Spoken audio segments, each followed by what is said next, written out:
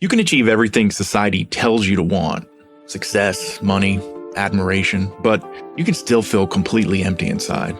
Here's what most success stories don't tell you. Sometimes the only way to find happiness is to rid yourself of the outward trappings of success. Because the man we'll meet today, he won it all, but he discovered his greatest achievement was really just learning to live with nothing but what he carried in a backpack while finding more joy than he ever expected.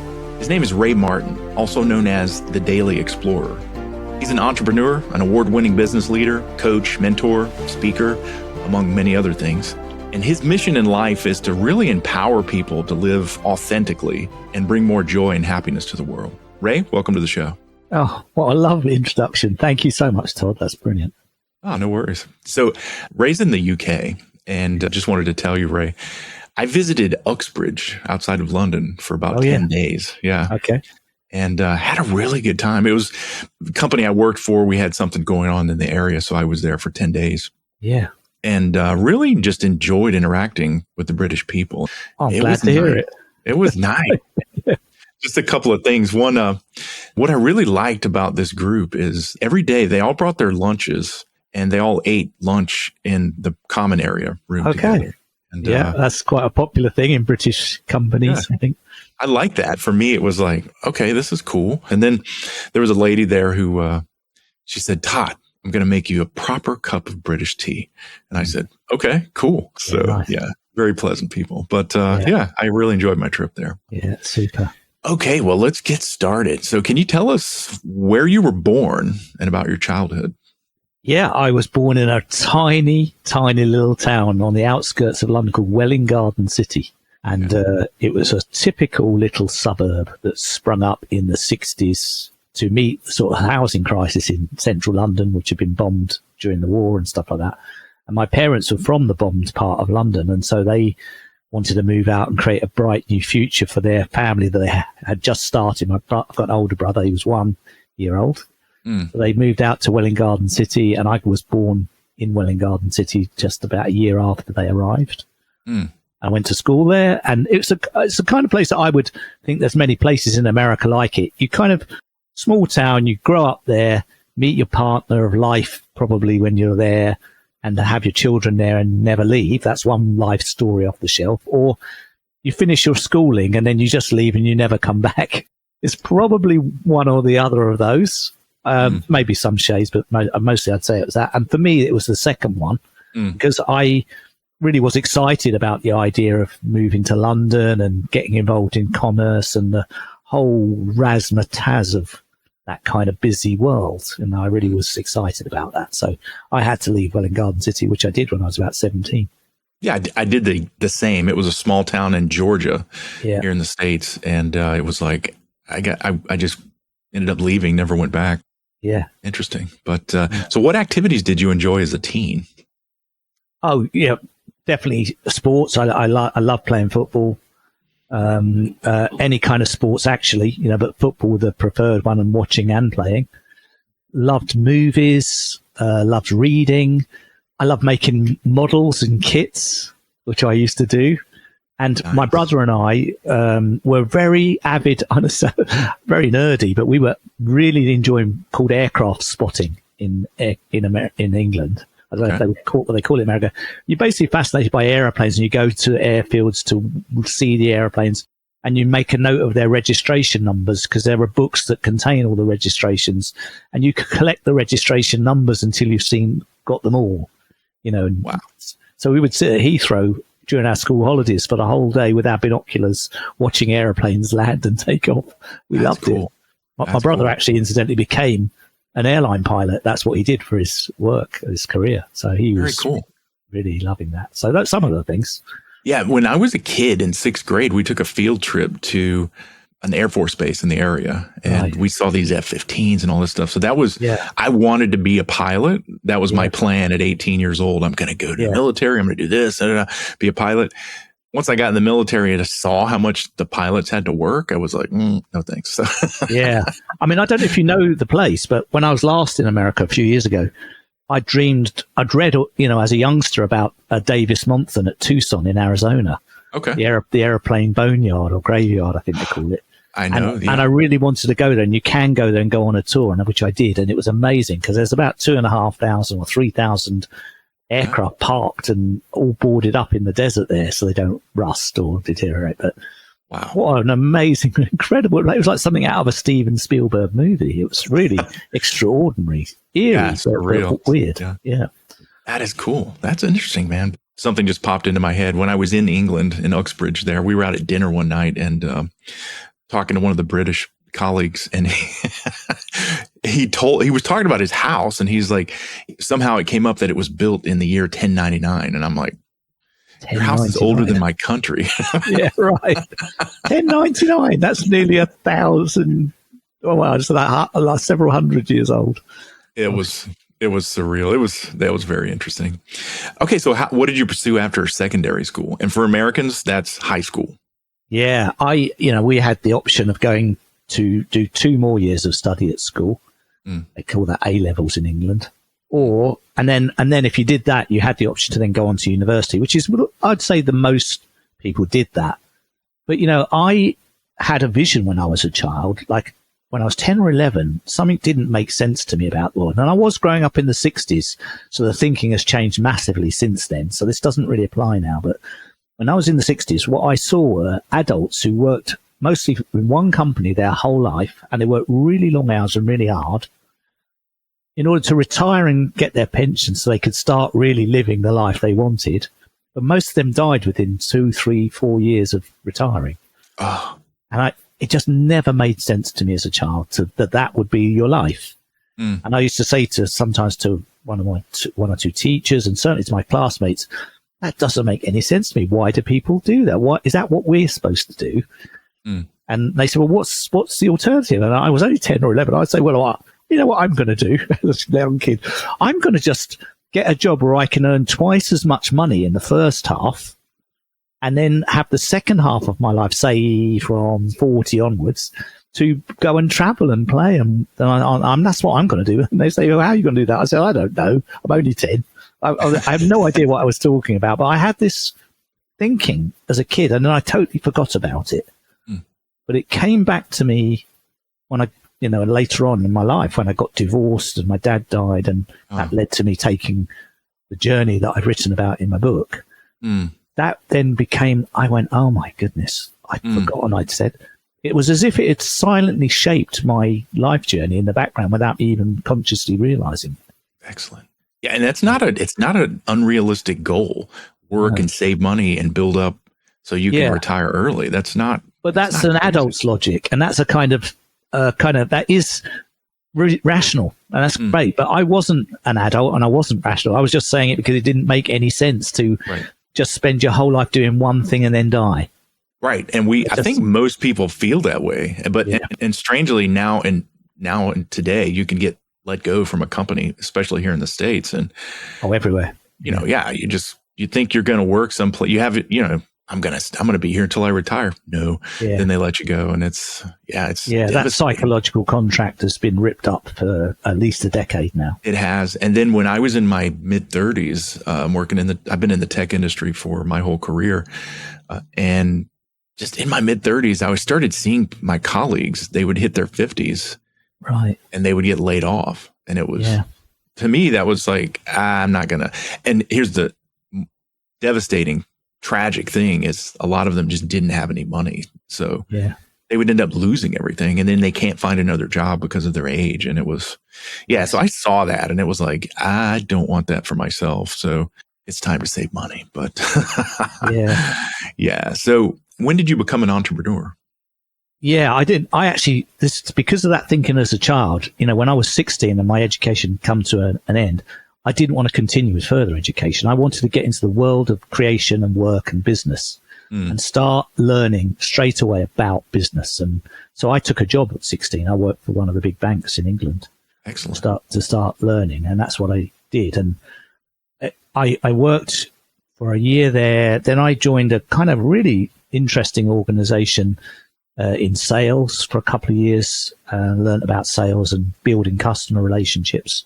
And that really excited me because it appealed to my values of being independent, being free, being able to create money through my skill at that work, without a limit.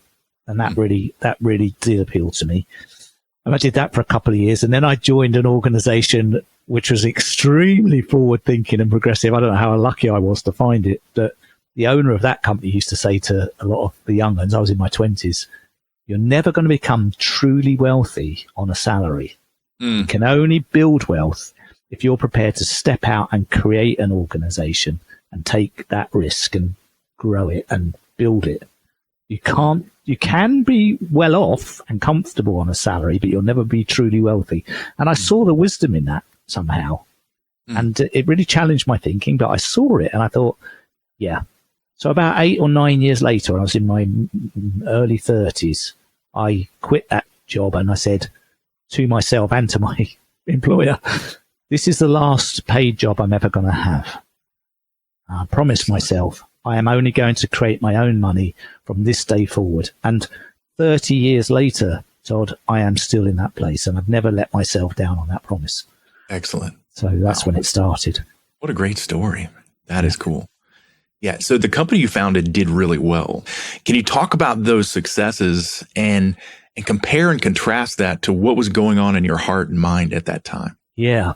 Well, it did really well because we offered a service at a time to meet a particular business need that had to be met, and we had a solution for that. So, of course, whenever you've got something the market really is demanding and you've got a good solution to that that's affordable and worth it, that's always going to be reasonably successful as long as you're professional and courteous and all the service that comes with it is okay. It should work.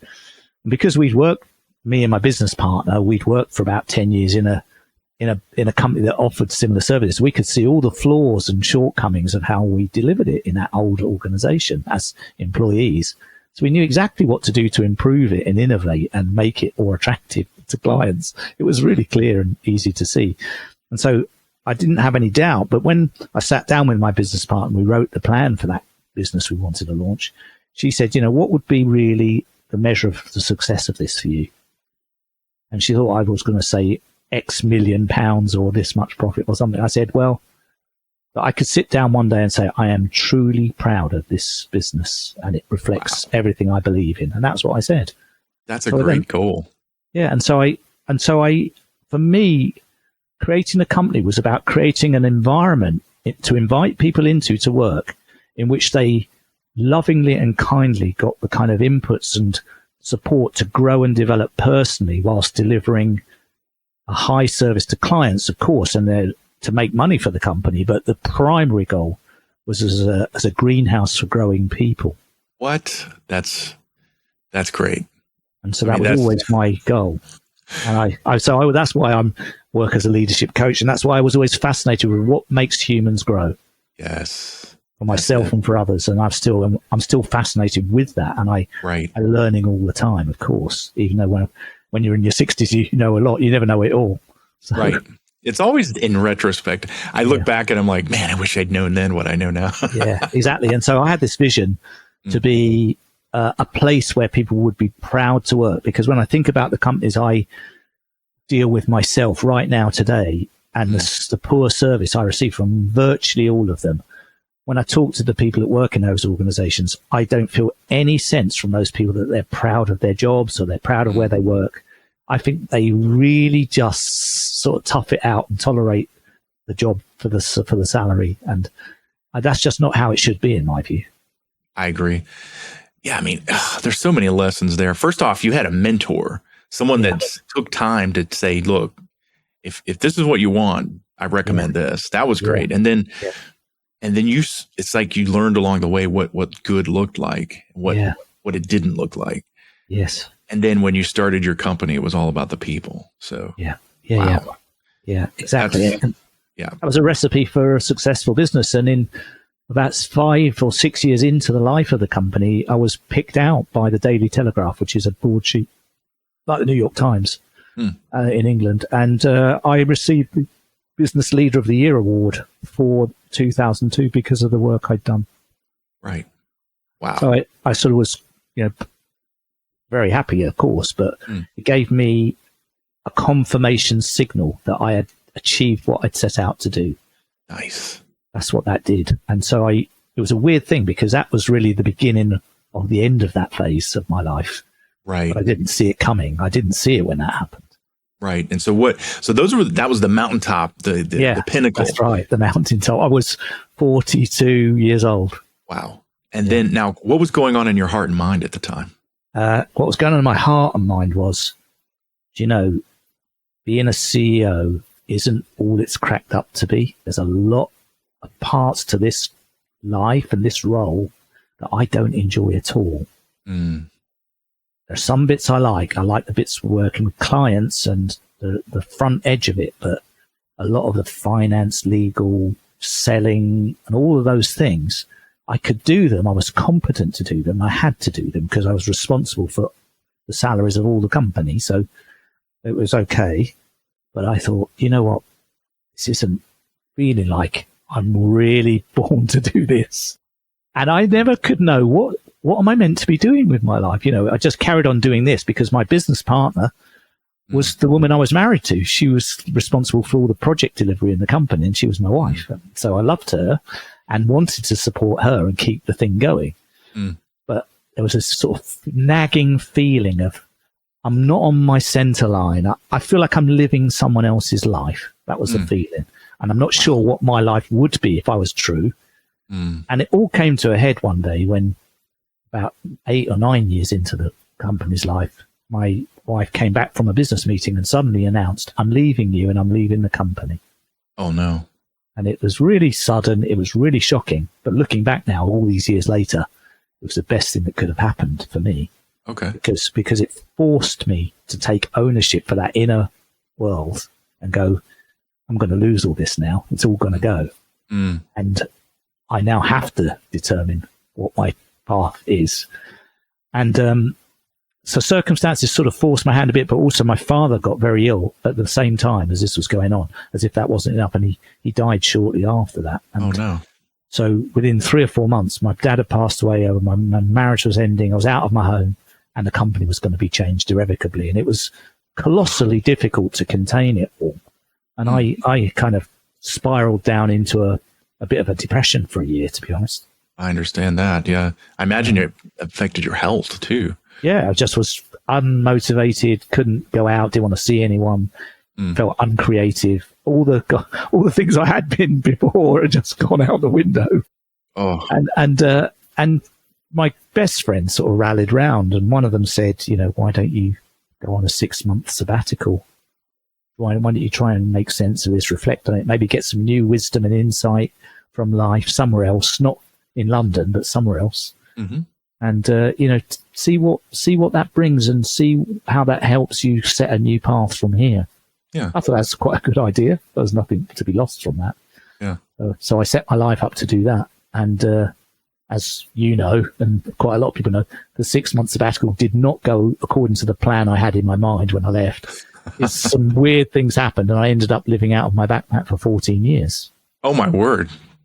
And 14 years. Yeah, totally unexpectedly and surprisingly, I never returned to the old life that I had until 2019.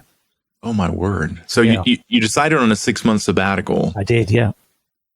Were you planning to go backpacking for 6 months? Yeah, I was, yeah. Okay.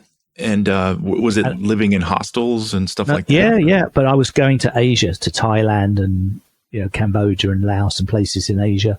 And I thought I'm going to, possibly get a view of life that's different in the eastern parts of the world than I would in the West, because people think differently, got different outlooks, they've got different cultures, different ideas about what's most important in life.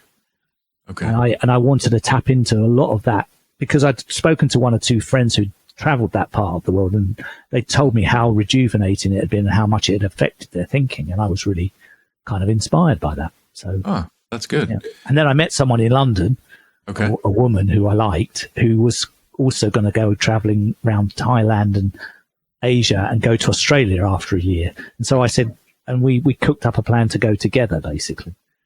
Nice. So at like midway point of the 6 months, you were like, I think I'm going to extend this. Or how did it happen? It just played out, or? Yeah, mostly I was noticing it, even though I was in a beautiful part of the world aesthetically, and I was in Thailand. It all looked lovely on the surface. I was wearing my shorts and t-shirt and sandals and on the beach and stuff.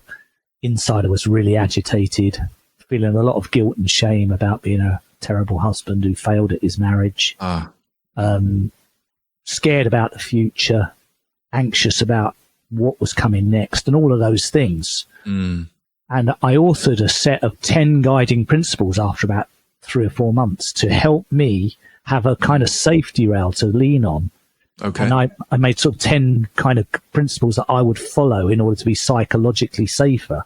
Okay. And these are all in the book that I wrote years later, but they were things like self-acceptance, non-attachment, making a contribution wherever I was, modesty and frugality, things like this, things that would help me stay mentally safe whilst I was in a massive transition. So I was going from being a very recognized and with status-driven CEO to being completely anonymous with no status, just a poor backpacker, So, right.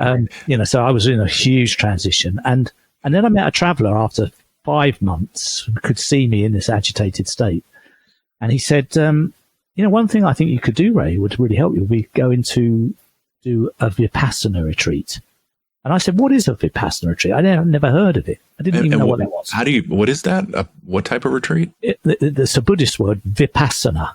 Okay, got it. And it means, Vipassana means mindfulness. It's got that connotation. And he said, you go into a monastery with monks for 10 days and you stay there and they give you a accommodation.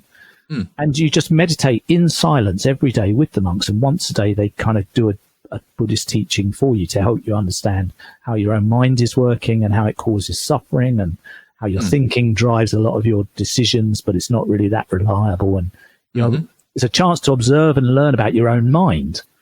And I thought, gosh, I really, really, really want to understand that. So I went to do that retreat. It was month 5 or month 6 I did that.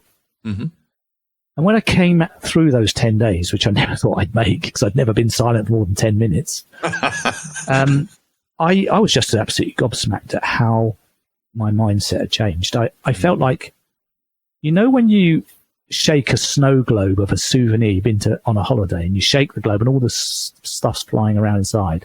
But when you put it down after 3 or 4 minutes, everything settles to the bottom and you can clearly see the thing in the dome. I felt like that in my own mind. And if I had a sound level, the noise in my head before I went into the monastery was like 10 out of 10. If I had a big knob on the side made you could twist. And it was as if someone had turned it down to like a 1 out of 10. Nice. It never goes away because your mind is constantly commenting on and narrating your life. Yes. It can't be stopped. It's going to speak to you always. You cannot stop your own mind talking. People say, what do you mean talking? And when they hear that, what do you mean talking? That's their mind asking that question. That's it. So it can't be switched off. And so I learned how to see that and separate myself from the noise of it that it makes. And the observer of that noise rather than being caught up in the noise. Yes. There's a huge distinction. Yes. And that changed everything. Wow. One of the biggest realizations I came to, I didn't come up with it myself, was just learning that you are not your thoughts. Yeah. But to actually go through the physical steps to get that. So it kind of, you really know it here, not up in your mind, not as an intellectual concept, but as a knowing because you've felt it and experienced it. Yeah. This is a big difference. So in modern society, there's so much going on and we're just so stirred up. It's difficult to just sit and be alone in silence. Yeah. Because we live tortured existences, to be honest. Yeah, we do. It's, 10 days. Yeah, we do. And that was a game changer for me. It was a massive game changer. So much so that I thought, do you know what? I'm meant to be going back now to England. But, this has just opened up something. And I'm not ready to go back yet. And by the way, just for the listeners, I didn't have any children when I was married. And I got rid of pretty much all of the stuff that I owned before I left. So I didn't really and I sold my house in London because I put the money into the bank thinking that in 6 months I'd come back and buy a smaller place to live in. Hmm. So that was all on hold, so I had actually no stuff to look after and no kids, no one waiting for me to come back. Hmm. No job, obviously no job because I was self-employed. Mm. So I didn't really have any need to return, really. Okay. And so that made it easy to say, I'm going to just keep on with this journey for a bit longer. I wasn't sure how much, but I thought I want to find a community that I can join where I can meditate every week and sort of really strengthen and deepen my mindfulness practice, because I could see how much it had affected me. Okay. And Now, did you have contact with people back in London or in the UK? Yeah, some, not much. But what I did was, to keep everyone up to date with my own life, I started writing a blog called The Daily Explorer. Okay. And Nice. I was writing that regularly to share stories about what was happening, what I was learning, what I was learning from the journey. And people loved what I wrote. And I wasn't a writer or anything like that, but it started to help me hone and develop my ability as a writer. So I think that's one of the reasons why much later on in the journey, I was called to write the book, because I'd started to learn about writing. Yeah. That's amazing. Yeah. Now, you called yourself, you said this, you said I was probably one of the oldest backpackers in Asia. I think so. 45 when I left. Yeah. Can you share any funny experiences you enjoyed during the journey? Funny, gosh. Funny. Yeah, obviously in hostels, there's a lot of young travelers in their 19s, 20s. And, when we got cooked meals or had talks over dinner, we had a laugh, bantering around the conversations that we were having. So nothing particularly stands out as a funny story. Okay. But did they accept you? I mean, whereas the younger people? Yeah. A lot of people were listening quite intently. Yeah. To the story, because they knew that's the journey they were about to embark on in their lives. Right. And here was a guy in his 40s who said, make sure you choose wisely your path, because you could end up like me. You could end up just getting what I call an off-the-shelf life story. If you don't take ownership for your own unique vision of life, you could end up with an off-the-shelf life story that everyone tells you because when I was growing up, people said, Ray, if you want to be happy as an adult, this is what you must do. You must get married, have kids, get a job, get a house, get a mortgage, and then you'll be happy. And so that was the instructions I got. And I found out, having executed that plan, that wasn't true for me. It's true for some people. It wasn't true for me. So I used to say to people I met who were in their 19s and 20s in their gap year, just be really careful, think about it. And I told them my story. And a lot of them would say, do you know what? I'm fascinated by what you're saying. Can I give you my email address? And I'd say, yeah, but why? They say, well, if at some point in the future you write a book about this journey, I'd really like to read it. Nice. And I thought, I laughed. I said, I'm just doing this to heal myself. I'm not doing it because I want to be an author. Right. I said, but I'll take your email address. But yeah, I said, I'm very unlikely to write a book.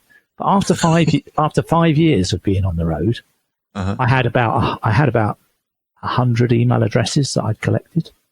Wow. And as the next person came, I thought, do you know what? It's just dawned on me. Why didn't I see this before? I'm being called by the universe or whatever it is. I'm being called to write a book about this journey. I better learn how to write a book. And I went on a course. Yeah, that's how it came about. So it's because people kept asking me. It wasn't because I had left with that intention, but I was asked so many times. And you say you call that a confirmation signal, so the people around you. Confirmation signal, yeah, that's right. Yeah, that's cool. Yeah. Man, that's fascinating. Yeah. That is so cool. So I thought, oh my God, I've learned how to be a backpacker and a traveler. By the way, in that 5 years, I became a fundraiser because I went to an elephant sanctuary in Thailand. I did a picnic for some orphan kids in Nepal after I trekked around the Himalayas. And those two things alone, they kind of brought me to tears of joy, because I saw how much a little love and kindness and a little bit of money really helped those things. I thought, I want to do more of this. I'm here. I've got time. I could really help. What could I do? And as I was ruminating on what could I do, I just happened to meet a guy who'd run 6 marathons. He was 10 years younger than me. Wow. And I said, tell me about running marathons. And as he described his experience, I could feel my skin tingling and I could feel my excitement in my body listening. And I knew there was something in what he was saying. I said to him, Matt, his name was Matt Campbell. Yeah. I said, Matt, do you think I could run a marathon? I was 48. And he looked at me physically and he said, well, you kind of look sort of fit. Have you ever run before? I said, no. He said, I'll tell you what, let's go for a run tomorrow and you can wear my monitor and stuff. And if I think everything's okay, I'll offer to train you to run your first marathon. If you stay here in Chiang Mai for 6 months, I'll train you and get you on the start line of a marathon so you could do a fundraiser around it for these things. Wow. And I agreed to do it. And 6 months later, more or less, I ran the New York Marathon. It was November 2009. That had been the marathon I'd always dreamed I'd want to run if I did one. Wow. And I managed to raise $15,000 through my business network and other connections. And I finished the marathon, went back to Asia after it, and I took that money and deployed it to the Elephant Nature Park, $5,000, and I took $5,000 to this orphanage in Nepal and had a new roof built on a school, bought some computers, bought stuff they needed. And I just really spent a year just getting all of these things done to help these causes. So that was what was filling the time. I wasn't any longer a tourist. I wasn't just traveling. I was actually doing meaningful work, just totally voluntarily. I wasn't receiving any money at all. I just wanted to do it to help them. Wow. That is amazing. So you were doing all of this to give back. So it's like there's a lot of things going on there. So you're excited about the marathon, but then you're thinking, how can I use this to help the people that I only did the marathon to raise money. That was what was behind it. I mean, that was the reason. I did 4 more, by the way. I did 5 in total. Managed to raise about $50,000. Wow. And I mean, I look back on my own life and I can see inflection points like that where I just encounter chance encounters with strangers. Yeah.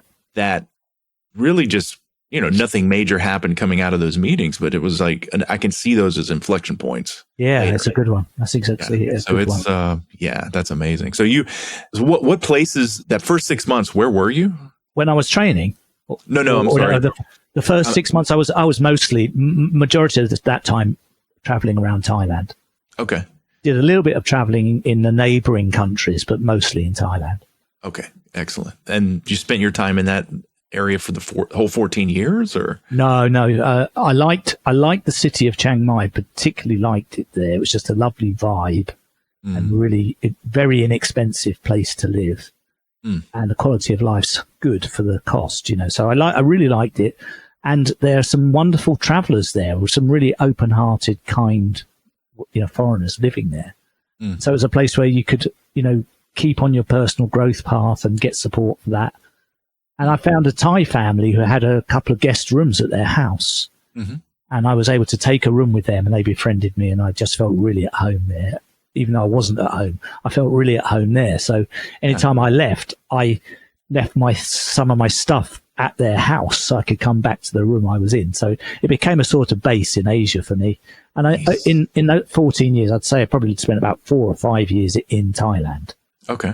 In total, yeah. That's amazing. I mean, the thought of just taking in someone and, Yeah. That's human connection. It was very, very, I was very fortunate. I felt, a lot of the time I felt guided, but then I say to people that I coach, that guidance arrives the more you start living life according to your values, vision, and what's really true for you. And the more you start admitting what's true for you and actually choosing according to that, the more the universe kind of aligns to give you what you need.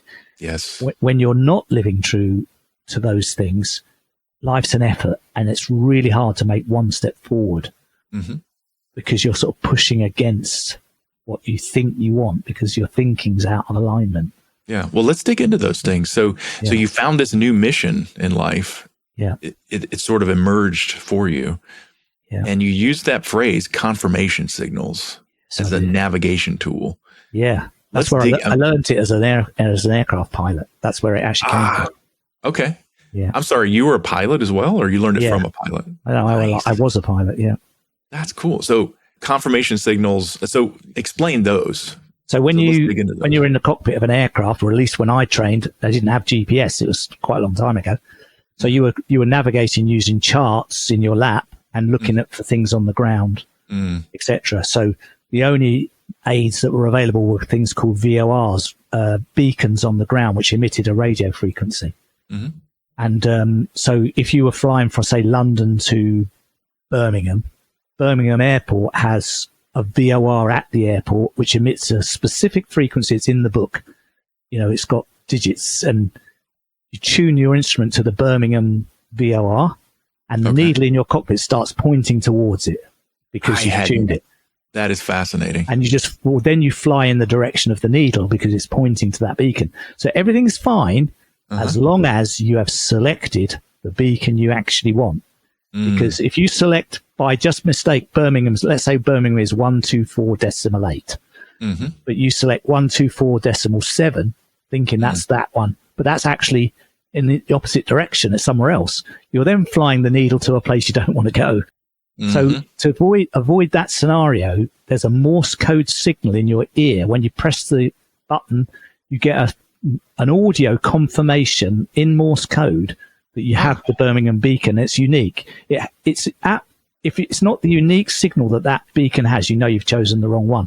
So that signal confirms your selection. Confirmation. That's fascinating. And tells you you're headed in the right direction. Yeah. So I thought, what a perfect metaphor for life.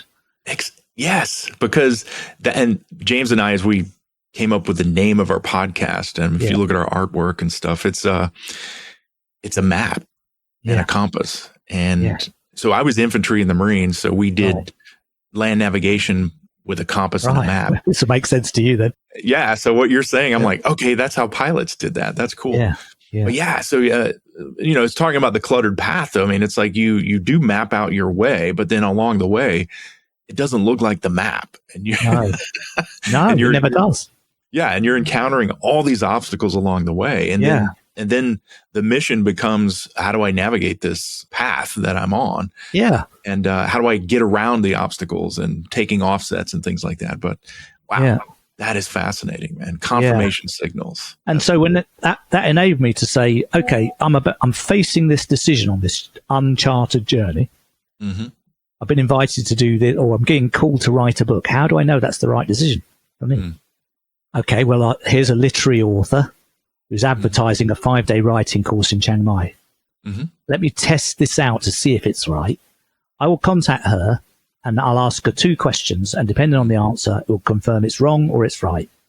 Nice. So I contacted her and said, I see that you're doing a 5-day course. It looks like it's for already established authors. I'm a complete beginner. Would I be suitable as a participant, or would I just be in the way? Because if I'd be suitable along with these other authors, I need that confirmed. Second is, you're asking people to pay $1,200. I'm a backpacker fundraiser. I don't have any income because I really didn't. Can I do the course for $500? Now, if I got yeses to both of those, I'd say that's going to be my confirmation signal. That's the right choice. If I don't, I'll find another way. She came back and said yes and yes. That confirmed it. Nice. So my interpretation, looking at that, I can see that in my own life. Yeah. When I was 18, I mapped out my entire life and I thought, okay, I'm going to do this. I'm going to do this. I'm joining the military. I'm going to go to college. Then I'm going to go back into the military. I'm going to be a pilot. This is what I'm going to do. But then along the way, I diverted from that path and I left the military. Yeah. What I took away from that is you have to take action. Yeah. Observe what's happening and then make a decision and act. And then things change over time. And be unattached to the action you've taken. Yes. Be more like I sort of think of it being more like a person conducting an experiment rather than a person who's got to achieve an outcome, whatever happens. Yes. That puts you in a sort of state of anxiety. I think it's not helpful. Yeah. Detach yourself from the outcome. Yeah. And so there's a book I read called Inner Excellence. Yeah. And he talks about that. You can't focus on the outcome. You have to just think about the process. Yeah. Think, what am I going to learn from this? Whether it works out, whether it doesn't work out. Excellent. I'm going to learn something. Yeah. And also, I like the concept that lots of writers have now taken on board from the 3 principles work. Michael Neal is perhaps best known because he wrote a book called The Inside Out Revolution, and he's regarded as one of the world's top coaches around this. He says you have to shift your orientation in life from an outside-in way of looking at life to an inside-out way of navigating. This is his way of describing it. So an outside-in person goes, I'm unhappy, I'm unhappy because out there I don't have the right job, or I don't have enough money, or my partner's not the best partner I could have. Yeah. So I'm going to go out, find a new partner, and then I'll be happy in. Yeah. This never works. This works. This is the orientation we're given as children when we're growing up. But the real truth is, I'm happy how I am. I accept and love myself. I'm going to just put that happiness out into the world. And guess what? Lovely people are attracted to coming to me. Yes. And I'm happy about that. Yeah. But I'm happy anyway. Right. Yeah. It's an inside out. Your happiness is inside first. Right. And it shines outward. And that shining outward brings to you what you need. And you've got to trust life is going to deliver. You've got to trust that at some point. You just got to let go and trust. It's coming. It's coming. Right. Right. All I've got to do is show up happy. And we think that it's the outside things, and the grass is greener on the other side of the fence. But then you get to the other side of the fence and you kill the grass. So yeah, correct. This is big, and that's one of the major shifts in orientation that I had from being a CEO. I was very target driven and outcome driven for the business, of course. Yes, but I would say, people say the phrase is, "I'll be happy when ... You can fill in your. I'll be happy when we hit this year's revenue target. I'll be happy when we hit next year's revenue target. The happiness that came was for 5 minutes. Then now I'm not happy again until we get next year. I'll be happy when I get a bigger house. I'll be happy when blah, blah, blah. You never have enough. It's always just like the donkey with the carrot. It's always just in fun. And you achieve that, and then you're still not happy. And it's never enough. Never enough. But yeah, and we are enough already. That's the thing. We don't really get taught that. Right. And so that leads to the next question. So you recommend people commit to a path that is true. You say true and authentic. What do you mean by that? Yeah, I just mean that you say, irrespective of what I do, what action I do, or what work I do, or any of those things, as a human being, what's really important to me, what in my daily life, what is most important that I experience. And so people might say things like, for example, well, I want to experience being part of a team. I don't, it could be in any job, but I like being part of a team or community. I like being in a team. So I write that down. I want to be in a great team, a team that lifts me, a team that encourages me to grow, a team that supports my growth. That would be an experience I definitely would want, no matter what the job was. And then you say, I like learning new things. I get really excited learning anything new. So I want to be in a team. I want to be learning. You might say, I like doing things that no one's done before. So I like to pioneer new things. So now I want a life in which I'm in a team, I'm learning new things, and I'm getting a chance to pioneer some new things that no one's ever done before. So now you're kind of getting a feel of what you're looking for in terms of the experience. So then when a job comes up, you can look at that job and what's advertised and say, to what extent would I meet these three needs that I have? What's the match there? And so if it matches 100%, that's a really good choice for you. But if it doesn't match at all, like if it's data analytics and you're sitting on your own with a spreadsheet at home and you're not in your team and you're not learning because you've got to do that for the next 5 years, and, it's just routine maintenance and there's nothing to be innovated, you're going to be really unhappy. Oh, yeah. Yeah. So what I'm taking away here is, one thing I'm noticing is that you're writing things down. And I'm making a note of these things because you've got to know what your values are. You have to know them and be really clear with your own mind what they are. Yes. Because I think we've got like this internal dashboard that keeps us on the true path.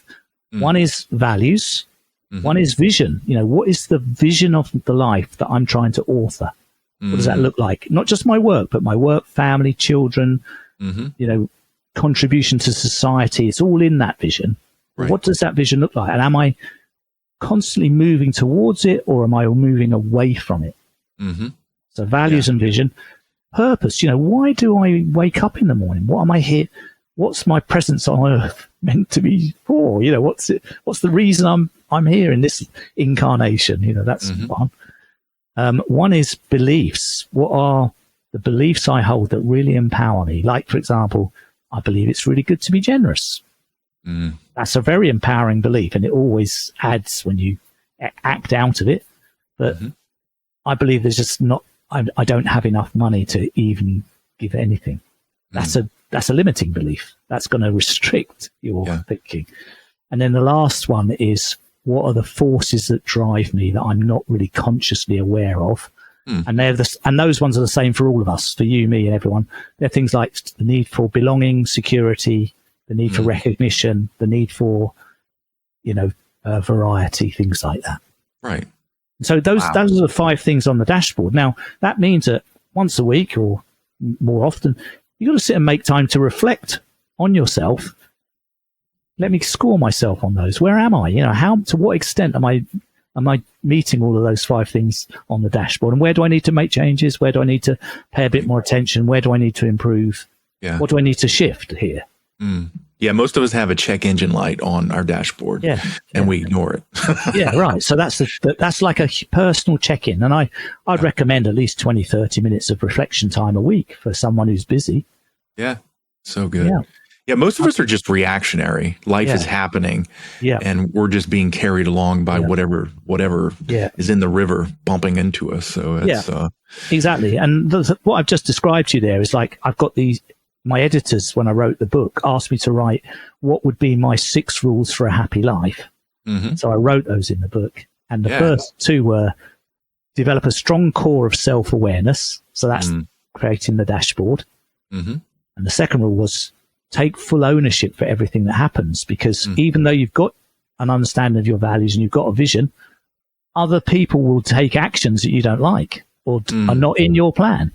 You'll get made redundant, or this or that will happen. Yeah. You cannot let those things stop you from moving towards your vision.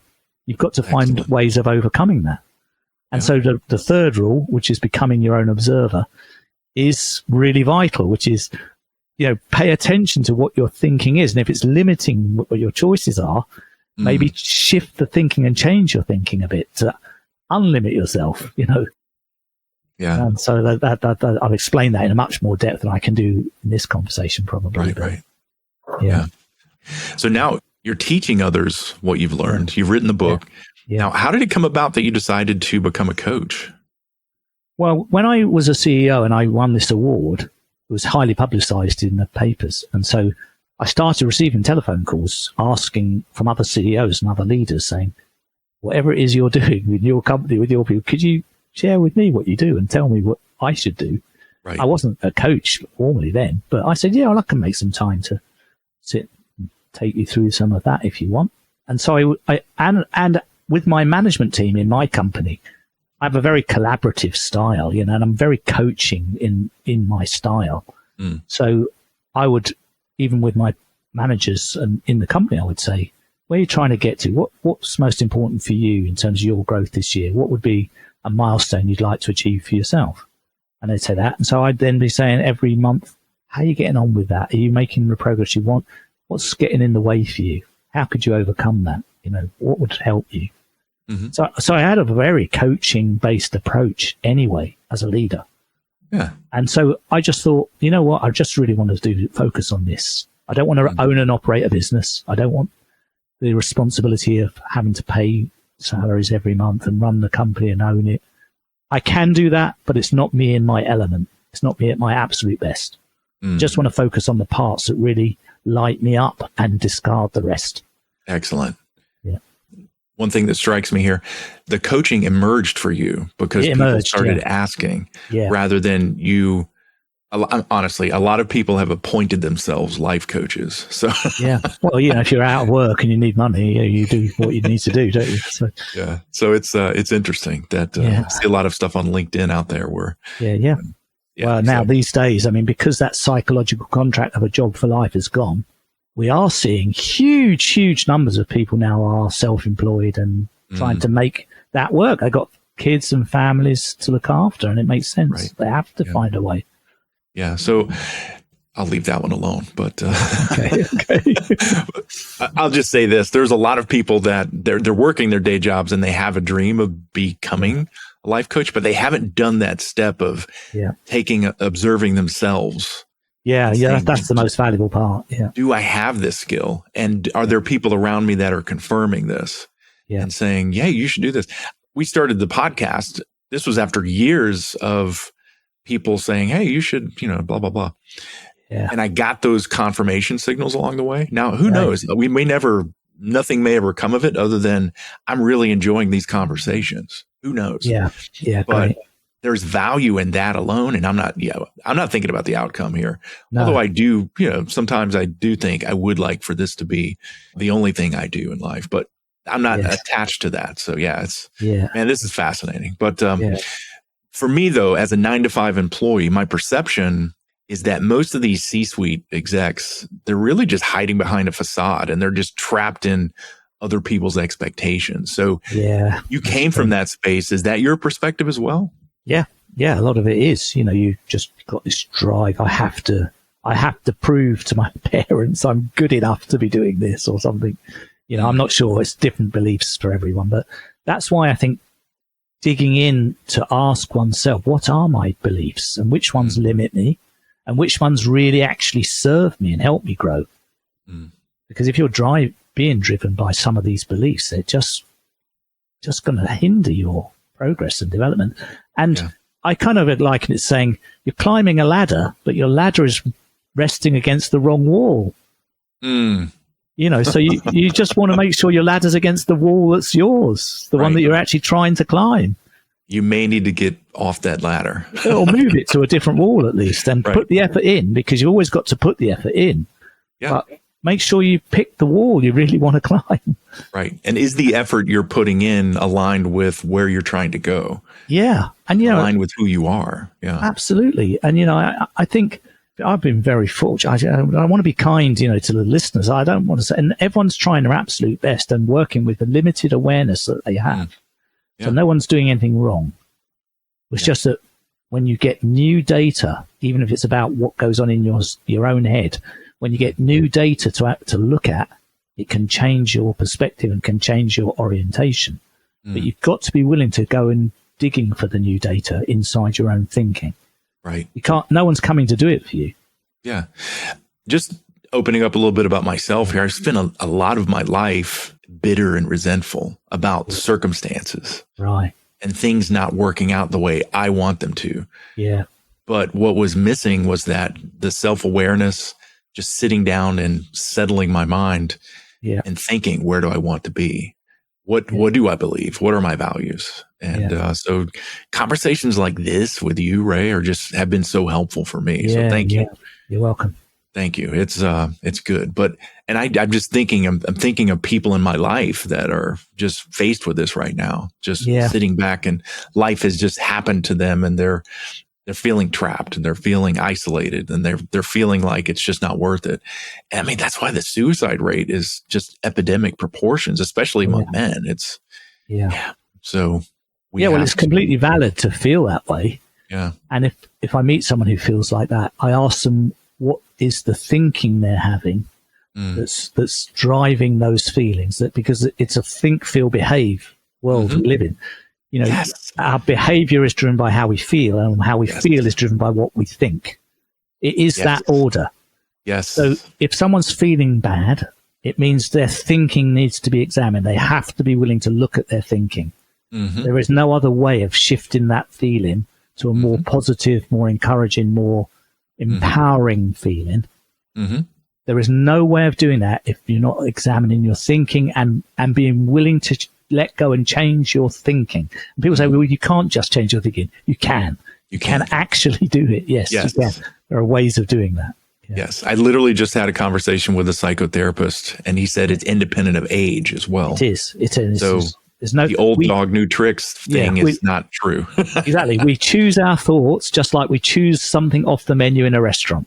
Yes. We choose the thoughts that kind of we're most comfortable or habitually used to choosing, not the rest of the options that are available. And we don't challenge the thoughts, the negative thoughts that come up. And this is me. So I'm not, right. This is how I've operated for much of my adult life is the thoughts emerge.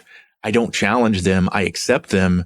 And then I go along with them. And then my feelings emerge, the negative feelings, and that drives behavior. Yeah, exactly. And so you end up leaving a job, a good job, because you just had negative feeling. This is me. I'm not pointing the finger. I'm, unsettled, negative thoughts. I change jobs. Yeah. And that's not a good thing. I've gotten better about that in recent years, but no, I get you. I really do. Yeah. One conversation can completely transform your experience of life. Right. And Just that one decent conversation can shift everything. Yes. And that is how I arrived at this point where it's having these conversations. I love this. So yeah, brilliant. Wow. This has been edifying, Ray. I really thank you for your time. But, yeah, my pleasure. My pleasure. Yeah. So how can people contact you, Ray? Well, a couple of ways. I've got the book I wrote is called Life Without a Tie. So there's a website called lifewithouttatie.com. Perfect. That has, bio of me and some bit about the journey. Lots of photographs from the 14 years of journey that I was in. Because a lot of readers said, who read the book said, can we see pictures? So we put loads of pictures up on the website for readers. And I'm also on LinkedIn. That's where I mostly communicate with people in the business world. It's on LinkedIn. Okay. And, people will find me on LinkedIn. Those are the two best places. If anyone wants to get the book, it's on Amazon. So. Yeah, and I'll put a link. I'll put an affiliate link in the episode description here. Yeah, and we'll also put links for lifewithoutatie.com and also LinkedIn bio for Ray. So it's this is good, man. Brilliant. So we'll do that. But any takeaways you'd like to leave with the audience? Oh gosh, I think we've sort of covered a lot of ground. We've hit a lot. But if I had to come back to one single point, it would always be, put your ladder up against the right wall, and that means really give some thought to what is my true path and how do I find and get a confirmation signal that I'm on it. I wrote that down. You said choose wisely your path, the confirmation signals, looking for, and I'm telling you, so often we don't seek out the confirmation. No. We just barrel forward with, I want to do this. Yeah. I don't even have the skills to do that. What am I doing here? Yeah, exactly. And that just leads to a lot of dissatisfaction. But it can do. And sometimes accidentally it leads to a lot of joy, Yeah. Nice. It's hard to say, be definitive, but I can only share the experience I've had. But I mean, it's different for everyone. My one statement here that I'm taking away at this point, and I want to leave, is choose wisely your path. Yeah. And that choosing, there's a lot wrapped into that choosing, because you need to sit down and think, write things down.